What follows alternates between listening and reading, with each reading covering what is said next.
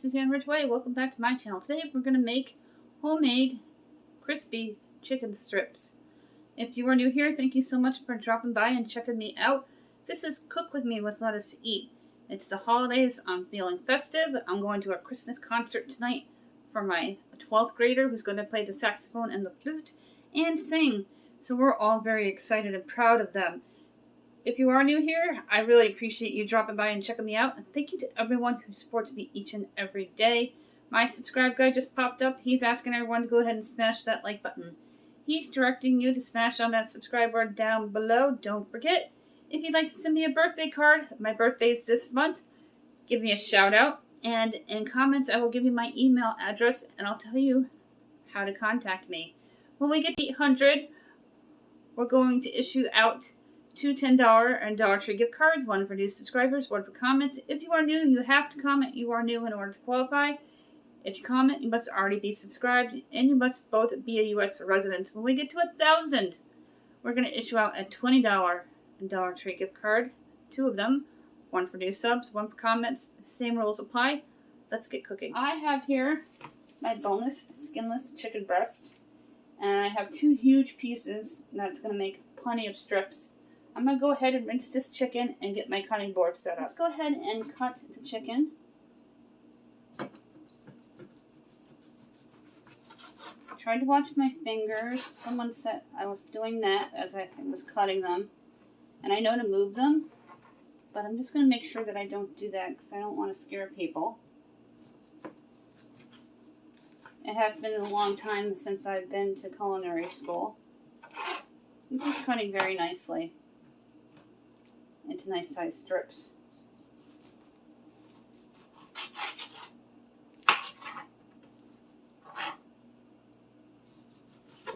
Then I'm going to season them with onion powder, black pepper, and garlic, my 3 favorite spices. I don't cook with salt very rarely.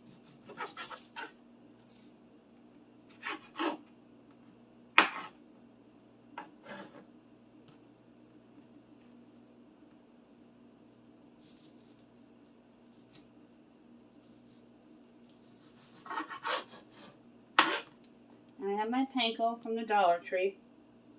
It's Japanese panko and it works very well.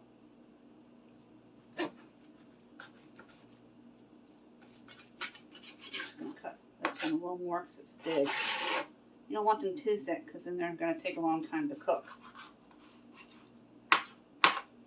Once I am done prepping, this is going to go into the refrigerator. I'm just going to cut that one in half.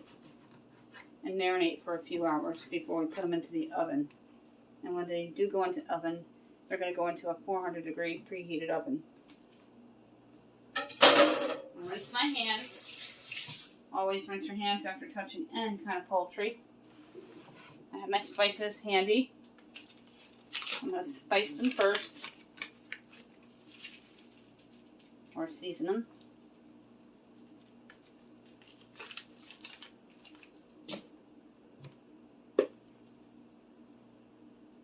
Then I'm going to dump panko into a bowl and bread them. About 2½ teaspoons of garlic and 2½ to 3 teaspoons of fresh black cracked pepper. This black pepper is almost empty and I wanted to use it all and get rid of it.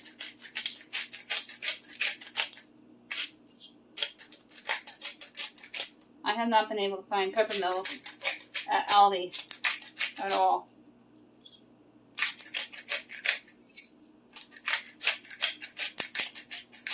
And the ones from BJ are kind of flimsy and not as sturdy as this.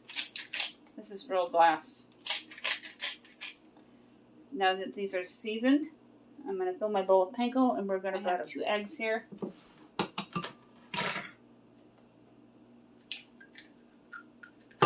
Ensure the breading will stick to the chicken. I want to give them a quick wash.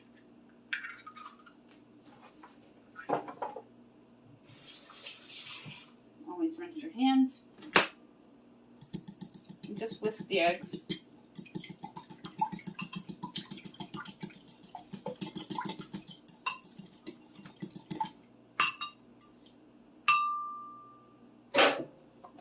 take your panko.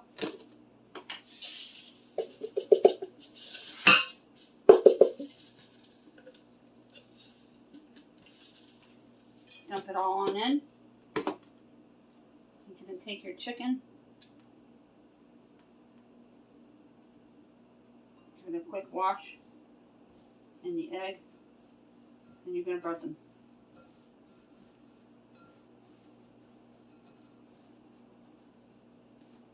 I'm going to repeat the process until they're all done and double dip. Anytime I grab my cookie sheet, just going to move the chicken out of the way for a minute. I'm going to put some foil down on it, just like the pork chops when I make them.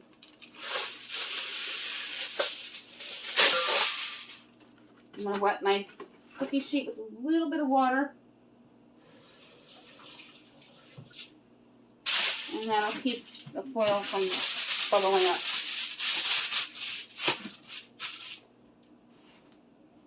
I'm going to take this chicken that I just breaded, stick it in the egg one more time.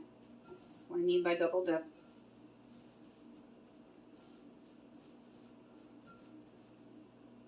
And then we're going to lay it down on the cookie sheet. Do a couple more together. I'm going to finish them off and show you what they look like.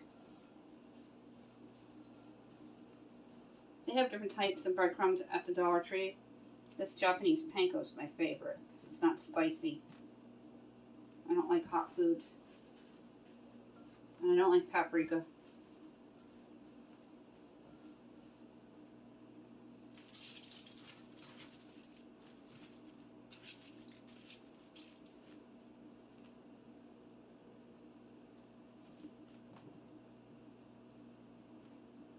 If you need more eggs, feel free to crack more and make sure they bread nicely.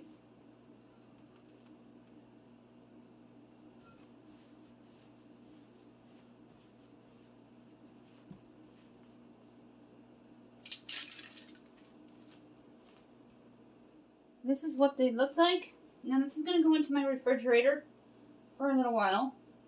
I'm going to go ahead and add another teaspoon of fresh black cracked pepper. I ended up using a total of 4 eggs and 2.5 cups of panko for this many strips. I'm going to drizzle about a tablespoon of cooking oil. See? Not glass. Hard plastic. That is from the BJ's. And another teaspoon of garlic because of the egg wash. There we go. And now for a tablespoon of oil. I have my cooking oil.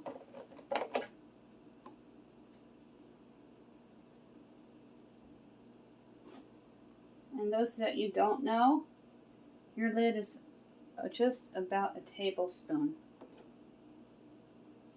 when you fill it all the way. So about 2 tablespoons of oil you drizzle. And you're going to let this marinate for a few hours before you pop it into your oven. The oven's going to be preheated at 400 degrees and cook it to the proper chicken temperature. And the chicken, it should be completely white on the inside, not pink if you do not use the thermometer. Here's what the chicken strips look like. When they come out of the oven later, I will show you what they look like as they come out and what they look like. We are going to take a peek. Why would I do that? I don't know. And it's starting to look really nice and crisp up. David is going to check the chicken with our thermometer to make sure that it's the correct temperature.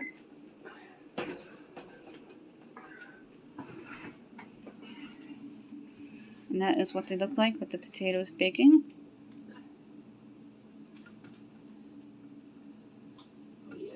And here's what the chicken strips look like, and I'll show you a video clip of them on my plate with the potato and the corn niblets.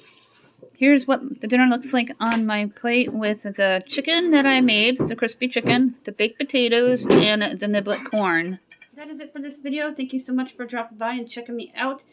We did our crispy chicken strips homemade for a dinner for my Cook With Me series here on Let Us Eat at YouTube. If you are new, thank you so much for giving me a chance.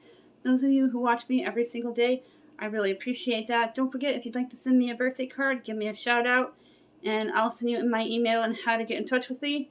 You can also send a birthday card to Jaclyn still.